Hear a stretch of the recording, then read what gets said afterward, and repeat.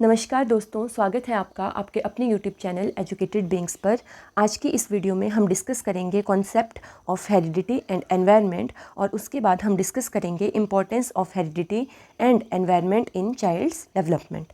तो चलिए शुरू करते हैं। बोल रहे हैं the development of an individual is influenced by complex interplay of heredity and environment. कि किसी भी इंडिविजुअल की जो डेवलपमेंट है वो इन्फ्लुएंस होती है दो चीज़ों से, किस से, हेरिडिटी से और एनवायरनमेंट से। हेरिडिटी का मतलब है जो हमारा नेचर है, जो हमारे जीन्स में चीज़ें हैं, और एनवायरनमेंट का मतलब है जो हमें नर्चर करती हैं चीज़ें, जो हमारी ग्रोथ में या हमारी डेवलपमेंट में हमें सपोर्ट प्रोवाइड करती है, अर्थात environment. These two factors shape various aspects of an individual's physical, cognitive, emotional and social development. ये जो दो चीज़ें हैं, हेरिडिटी और एनवायरनमेंट, ये हमारी पर्सनैलिटी के वेरियस एस्पेक्ट्स को शेप करती हैं। और कौन कौन से एस्पेक्ट्स, जैसे physical, cognitive, emotional, social development जो हमारी होती है, ये सभी डिपेंड करती है हेरिडिटी और एनवायरनमेंट दोनों के ऊपर। Man is product of nature and nurture, that is heredity और environment. Human development is equal to heredity multiplied by environment. कि जो इंसान है वो प्रोडक्ट होता है किसका, उसकी हेरिडिटी और एनवायरनमेंट का, नेचर और नर्चर का। इसी चीज़ को यहाँ हमने लिख के कर दिया है कि जो ह्यूमन डेवलपमेंट है that is equal to heredity into environment. अब हम पढ़ेंगे हेरिडिटी के बारे में। Meaning of heredity. Heredity is transmission of characters through genes from parents to the offspring. These are both mental and physical characteristics which include intelligence and personality etc. क्या बोल रहे हैं कि जो हेरिडिटी है वो क्या है, ट्रांसमिशन ऑफ करेक्टर्स, कि जो करेक्टर्स हैं हमारे वो ट्रांसमिट हो रहे हैं, पास हो रहे हैं, किसकी मदद से, थ्रू जीन्स, जीन्स की मदद से। कहाँ, पेरेंट्स से उनके बच्चों में, ऑफस्प्रिंग्स में। और ये करेक्टर्स, दोनों करेक्टर्स हो सकते हैं, मेंटल करेक्टर्स भी और फिजिकल करेक्टर्स भी। मेंटल करेक्टर्स में क्या आ जाएगा, जैसे अगर पेरेंट्स इंटेलिजेंट हैं, ठीक है, या उनका आईक्यू हाई है, तो जीन्स से वो करेक्टर पास हो जाएंगे उनके बच्चों में, तो मेंटल करेक्टर्स में आ जाएगा जैसे इंटेलिजेंस या फिर पर्सनैलिटी। और फिजिकल करेक्टर्स में आ जाएगी आपकी हाइट या फिर आपकी जो मस्कुलर स्ट्रेंथ है, ये सारी चीज़ें। आगे क्या बोलते हैं, the offsprings of any particular species resemble its parents in general way. They may have characteristics similar to those of their grandparents rather than their own parents. This passage of characters from one generation to another is inheritance or heredity. बोल रहे हैं कि जो offsprings होते हैं, जो बच्चे होते हैं किसी पर्टिकुलर स्पीशीज़ के, वो हमेशा रिजेंबल करते हैं अपने पेरेंट्स को। कई बार ऐसा होता है कि जो करेक्टरिस्टिक्स होते हैं बच्चों के, वो उनके माता पिता से ना मिलके उनके दादा दादी या फिर नाना नानी से मिलते हैं, ग्रैंड पेरेंट्स से मिलते हैं, ठीक है। तो यही जो पैसेज है, पास जो होते हैं करेक्टर्स एक जनरेशन से दूसरे जनरेशन में, इसी को इनहेरिटेंस या फिर हेरिडिटी कहा जाता है। अब हम कुछ डेफिनेशंस पढ़ लेंगे हेरिडिटी की। According to H.A. Pearson, heredity may be defined as what one gets from his ancestral stock through his parents. H.A. Pearson ने कहा है कि हेरिडिटी वो चीज़ है जो हमें मिलती है हमारे एंसेस्ट्रल स्टॉक से, जो हमारे पूर्वज हैं उनसे। कहाँ से, थ्रू अवर पेरेंट्स, हमारे पेरेंट्स के थ्रू पास होके। जैसे मान लो ये हमारे ग्रैंड पेरेंट्स हैं, दादा दादी हैं, ठीक है, ये ग्रैंड पेरेंट्स हैं और ये हमारे पेरेंट्स हैं, ठीक है। तो क्या होगा कि जो करेक्टर्स हैं वो ग्रैंड पेरेंट्स से पास ऑन हुए, एंसेस्ट्रल करेक्टर्स पेरेंट्स में। अब पेरेंट्स उन्हें पास करेंगे हम लोगों में, ठीक है।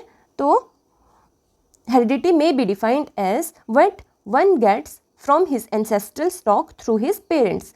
हमें जो सारी चीज़ें हमारे पेरेंट्स के थ्रू मिलती हैं, हमारे एंसेस्ट्रल स्टॉक से, उसे हेरिडिटी कहा गया है, ठीक है।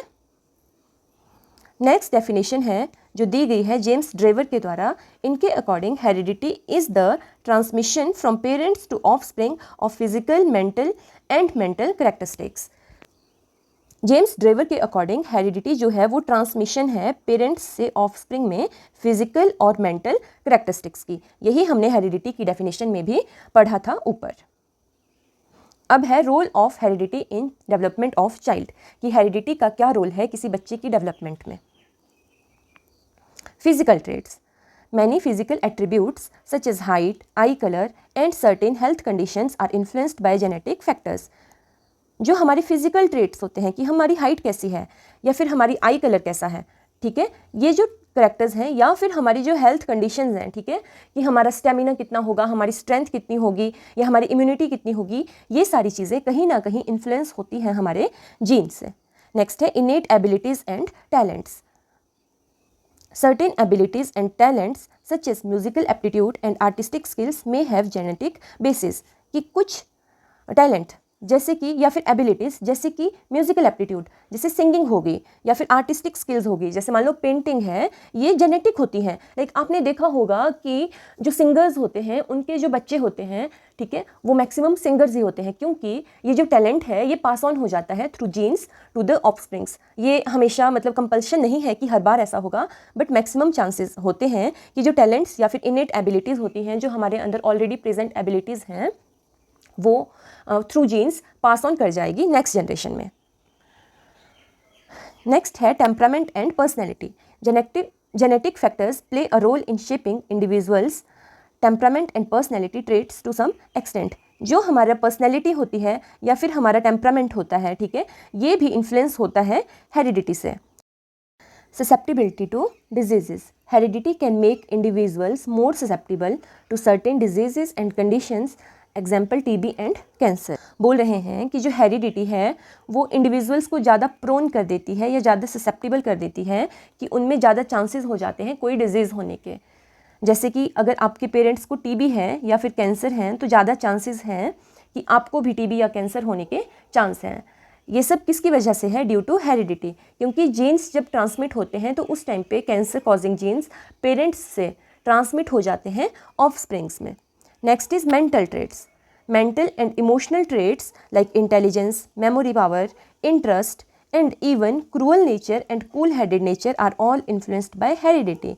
कि जो हमारे मेंटल ट्रेट्स होते हैं या फिर इमोशनल ट्रेट्स होते हैं, ठीक है, वो भी इन्फ्लुएंस होते हैं हेरिडिटी से।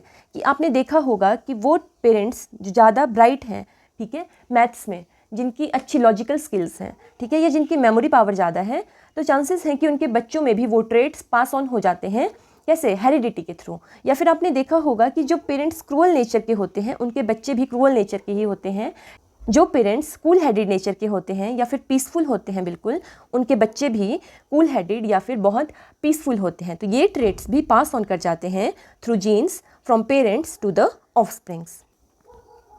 तो इसी के साथ हेरिडिटी कंप्लीट होता है। अब हम पढ़ेंगे एनवायरनमेंट के बारे में। Meaning of environment. Environment is sum total of the surroundings in which an individual has to live. Environment is generally divided into two categories, natural and social. क्या बोल रहे हैं कि जो environment है वो टोटल सम टोटल है सारी जो सराउंडिंग्स हैं जहाँ पे कोई इंडिविजुअल रहता है उसके। कि अगर कोई इंडिविजुअल किसी जगह पे रह रहा है तो उसके आसपास जो सारी चीज़ें हैं वो क्या बना देती हैं? एनवायरनमेंट। और एनवायरनमेंट दो कैटेगरीज में डिवाइड किया गया है, नेचुरल एंड सोशल। तो पहले हम पढ़ेंगे नेचुरल एनवायरनमेंट के बारे में। Natural environment refer to all those things and forces on and around the earth that influence a person, example forest, rivers, climate, soil etcetera. क्या बोल रहे हैं कि जो नेचुरल एनवायरनमेंट है उसमें वो सारी चीज़ें आ जाती हैं जो ऑन एंड अराउंड अर्थ है, धरती के जो ऊपर हैं, जैसे फॉरेस्ट, रिवर्स, सॉइल, क्लाइमेट, ठीक है, वो सारी चीज़ें जो ऑन एंड अराउंड द अर्थ हैं और जो इन्फ्लुएंस करती है किसी पर्सन को। और सोशल एनवायरनमेंट क्या होता है? It means the environment which a person sees around himself on acquiring consciousness in the society, example language, religion, custom, family, school, etc. कि सोशल एनवायरनमेंट का मतलब है वो सारी चीज़ें जो एक आदमी अपने आसपास देखता है, कब? जब उसमें थोड़ी कॉन्शियसनेस आ जाती है, ठीक है, जब उसमें थोड़ी समझ आ जाती है चीज़ों की। अब इसमें क्या क्या चीज़ें आ जाएंगी, जैसे लैंग्वेज, रिलीजन, कस्टम्स, जो हमारे ट्रेडिशंस होते हैं, या फिर हमारी फैमिली होगी, स्कूल हो गया, जो भी इंस्टीट्यूशंस हमारे अराउंड होते हैं, ये सारी चीज़ें सोशल एनवायरनमेंट में आ जाती है, ठीक है। तो हमने क्या पढ़ा कि जो एनवायरनमेंट है ये दो टाइप की होती है, नेचुरल और सोशल। नेचुरल में सारी फिजिकल चीज़ें जैसे फॉरेस्ट, रिवर्स, क्लाइमेट, सॉइल, ये चीज़ें आती हैं, और सोशल में आ जाती हैं सारी चीज़ें जो जैसे लैंग्वेज होगी, रिलीजन हो गया, कस्टम्स हो गए, फैमिली होगी, जो सोसाइटी हमारी चीज़ें फॉर्म करती है। ये अब है डेफिनेशंस ऑफ एनवायरनमेंट। पहली जो डेफिनेशन है ये दी गई है E.J. रॉस के द्वारा। According to E.J. Ross, the environment is an external force that influence us. Environment एक एक्सटर्नल, बाहरी फोर्स होती है जो हमें इन्फ्लुएंस करती है, जिसका हमारे ऊपर प्रभाव रहता है। नेक्स्ट है डेफिनेशन एनवायरनमेंट की according to Douglas and Holland. The environment is sum of all external forces, influences and conditions that affect the life, behavior, growth and development and maturity of living organisms. कि environment क्या है, सारे जो भी external factors होते हैं, ठीक है, एक्सटर्नल फोर्सेस होती हैं या फिर एक्सटर्नल इन्फ्लुएंसेस होते हैं या कंडीशंस होती हैं, बाहरी जितनी भी फोर्सेस, इन्फ्लुएंसेस या फिर कंडीशंस हैं जो हमारी लाइफ को, हमारे बिहेवियर को, हमारी ग्रोथ को, हमारी डेवलपमेंट को या हमारी मैच्योरिटी को इम्पैक्ट करते हैं या अफेक्ट करती है, उसे क्या कहा गया है, एनवायरनमेंट कहा गया है, ठीक है। अब लास्ट हम पढ़ेंगे role of environment in development of child. हमने पहले हेरिडिटी पढ़ा, फिर रोल ऑफ हेरिडिटी पढ़ा, फिर एनवायरनमेंट पढ़ा, अब हम पढ़ेंगे role of environment in development of a child. तो पहला है लैंग्वेज एंड कल्चर, कि एनवायरनमेंट का क्या रोल है किसी बच्चे की लैंग्वेज और कल्चर की डेवलपमेंट में। The environment plays a significant role in language development and acquisition of cultural norms, values and beliefs. कि एनवायरनमेंट एक बहुत इंपॉर्टेंट रोल प्ले करती है किसमें, कि कैसे एक बच्चा एक्वायर करेगा कल्चरल नॉर्म्स। आपने देखा होगा कि कोई भी बच्चा है, ठीक है, वो अगर कोई भी लैंग्वेज सीखेगा, लाइक अगर हम हिंदी सीख रहे हैं, ठीक है, हमने हिंदी सीखी, या फिर किसी बच्चे ने चाइनीज़ सीखी, तो उसने क्यों चाइनीज़ सीखी, किस चीज़ ने इम्पैक्ट किया, उसके एनवायरनमेंट ने। एनवायरनमेंट ने कौन सा एनवायरनमेंट ने, उसके सोशल एनवायरनमेंट ने, कि उसकी फैमिली में कौन सी भाषा बोली जाती है या फिर उसके स्कूल में कौन सी भाषा बोली जाती है, ठीक है। तो जो हमारा सोशल एनवायरनमेंट है, ठीक है, वो इन्फ्लुएंस करता है कि हमारे कल्चरल नॉर्म्स हम क्या क्या सीखेंगे, ठीक है, हमारे बिलीव्स क्या होंगे, ठीक है, या हमारी लैंग्वेज क्या होगी। क्योंकि जो चीज़ें हम अपने अराउंड देखेंगे वही चीज़ें हम अपने बिहेवियर में भी इनकॉर्पोरेट कर लेंगे। नेक्स्ट है education and learning. Quality of education, access to resources and learning experiences profoundly impact the cognitive development and academic achievements. अब लर्निंग या फिर एजुकेशन में क्या रोल है एनवायरनमेंट का। आपने देखा होगा कि जो कंट्रीज़ हैं, जैसे अफ़गानिस्तान हो गया, ठीक है, या सूडान हो गया, वो कंट्रीज़ जो थोड़ी पुअर कंट्रीज़ हैं, वहाँ पे क्वालिटी ऑफ एजुकेशन या फिर एक्सेस टू रिसोर्सेज, कि रिसोर्सेज कितनी इजीली अवेलेबल है बच्चों को, ठीक है, और जो उनके लर्निंग एक्सपीरियंसेस हैं वो डिफरेंट होते हैं कंपैरिजन अगर हम करेंगे उन कंट्रीज़ से जो डेवलप्ड हैं और जहाँ पे लिविंग कंडीशंस बहुत अच्छी है, जैसे नॉर्वे, डेनमार्क, स्वीडन, ये कंट्रीज़। तो हमारी जो लर्निंग है या फिर जो हमारी कॉग्निटिव डेवलपमेंट है, ठीक है, या हमारी जो एकेडमिक अचीवमेंट्स हैं, वो कहीं ना कहीं इम्पैक्ट होती हैं किससे, हमारी एनवायरनमेंट से। नेक्स्ट है social and emotional development. Interaction with family members, peers and the broader community influence social and emotional development. जब हम इंटरेक्ट करेंगे अपने फैमिली मेम्बर्स के साथ या फिर अपने पीयर्स हो गया, हम उम्र लोगों के साथ, ठीक है, या फिर कम्युनिटी के साथ, तो उससे हमारी क्या होगी, सोशल और साथ में इमोशनल डेवलपमेंट। आपने ये पढ़ा भी होगा कि जो सोशल डेवलपमेंट है या इमोशनल डेवलपमेंट है वो बिना सोसाइटी या फिर बिना लोगों के साथ इंटरेक्शन किए पॉसिबल नहीं है। जब तक हम आइसोलेटेड हैं, हम अकेले रह रहे हैं, तब तक हमारी ना तो सोशल डेवलपमेंट होगी और ना ही हमारी इमोशनल डेवलपमेंट होगी, ठीक है। नेक्स्ट है growth and overall health. Adequate nutrition and access to health care are crucial for physical growth and overall health. कि एनवायरनमेंट एक बहुत इंपॉर्टेंट रोल प्ले करती है हमारी ग्रोथ और हमारी ओवरऑल हेल्थ में। क्यों? क्योंकि वही हम फिर से सेम एग्जांपल लेंगे, जैसे कि सूडान हो गया, ठीक है, और एक साइड को मान लो नॉर्वे हो गया, ठीक है। तो वो कंट्रीज़ जहाँ पे बहुत पुअर लिविंग कंडीशंस हैं, वहाँ के बच्चों में ज़्यादा चांसेस हैं माल न्यूट्रिशन के या फिर विटामिन्स की डेफिशिएंसी के या उनकी ओवरऑल हेल्थ जो है वो पुअर होने के, उन कंट्रीज़ के कंपैरिजन में जहाँ पे लिविंग स्टैंडर्ड्स अच्छे हैं, अच्छी न्यूट्रिशन प्रोवाइड की जाती है बच्चों को और उनकी हेल्थ को प्रायोरिटी दी जाती है, तो वहाँ पे बच्चों की जो ओवरऑल हेल्थ है या उनकी फिजिकल ग्रोथ है वो अच्छे से हुई होगी as comparison to those countries जहाँ पे बहुत ही पुअर लिविंग कंडीशंस हैं। तो एनवायरनमेंट जो है वो इम्पैक्ट करती है हमारी ओवरऑल ग्रोथ और हेल्थ को भी। ठीक है, अब लास्ट हम पढ़ेंगे educational implications of heredity and environment, कि एजुकेशन में हम कैसे हेरिडिटी और एनवायरनमेंट का जो इम्पोर्टेंस है उसको यूज़ कर सकते हैं। The knowledge of heredity and environment helps the teacher in various ways which are discussed under, कि हेरिडिटी और एनवायरनमेंट की जो नॉलेज है वो एक टीचर को बहुत डिफरेंट तरीक़ों से हेल्प करती है। ठीक है, कैसे? Knowledge of heredity and environment help the teacher to know varying needs and abilities of the children। जब टीचर को हेरिडिटी और एनवायरनमेंट की नॉलेज होगी, ठीक है, तो वो बच्चों की डिफरेंट नीड्स, ठीक है, और डिफरेंट एबिलिटीज़ को अच्छे से समझ पाएगा। कैसे? क्योंकि अगर टीचर को पता है कि इस बच्चे की जो एनवायरनमेंट है ये ऐसे सोशल स्ट्रक्चर से आ रहा है, ठीक है, जहाँ पर इसको इमोशनल सपोर्ट अच्छे से नहीं मिल पा रहा है, ठीक है, तो टीचर उसकी नीड्स को समझ के उसे अच्छे से इमोशनल सपोर्ट प्रोवाइड करेगा। या टीचर को नॉलेज है कि ये जो बच्चा है इसके पेरेंट्स बहुत अच्छे सिंगर हैं, ठीक है, तो देयर आर चांसेस कि इसकी म्यूज़िकल एप्टीट्यूड जो होगा वो अच्छा होगा, ये सिंगिंग में अच्छा कर सकता है, तो वो उसकी एबिलिटीज़ को पहचानने में भी हेरिडिटी और जो एनवायरनमेंट है ये हेल्प करते हैं। नेक्स्ट है It helps to provide proper guidance to his children in educational, vocational and personal field।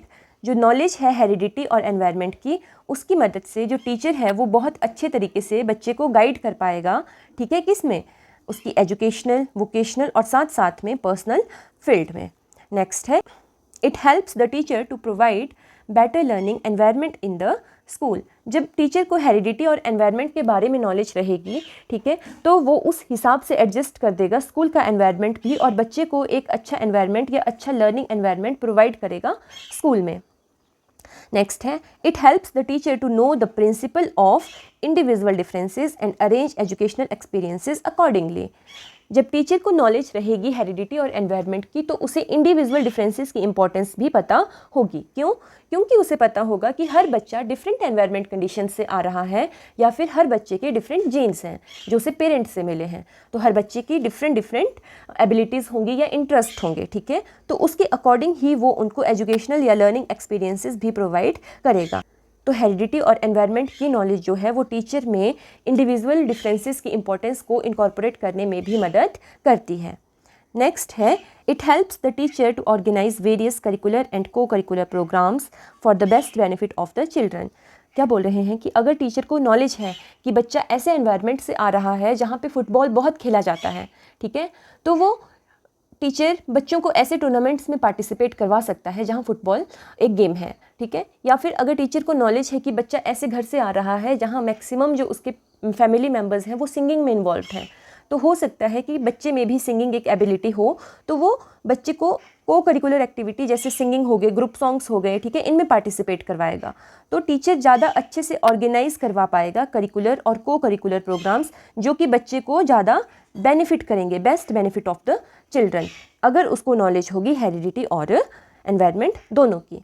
So the knowledge of heredity and environment is of utmost value to the teacher, administrators and educational planners. की जो knowledge है heredity और environment की वो बहुत अधिक value की है, किसके लिए? टीचर्स के लिए भी, एडमिनिस्ट्रेटर्स के लिए भी और एजुकेशनल प्लानर्स के लिए भी, क्योंकि वो एनवायरनमेंट और हेरिडिटी के हिसाब से ही फिर लर्निंग एक्सपीरियंसेस प्रोवाइड करेंगे बच्चों को, ठीक है। तो इसी के साथ हमारा टॉपिक यहीं पर ख़त्म होता है। अगर आपको हमारी वीडियो, हमारे नोट्स, हमारी एक्सप्लेनेशन अच्छी लगी हो तो प्लीज़ हमारे चैनल को सब्सक्राइब करें, वीडियो को लाइक करें और इस वीडियो को ज़्यादा से ज़्यादा अपने फ्रेंड्स के साथ शेयर करें। Thank you.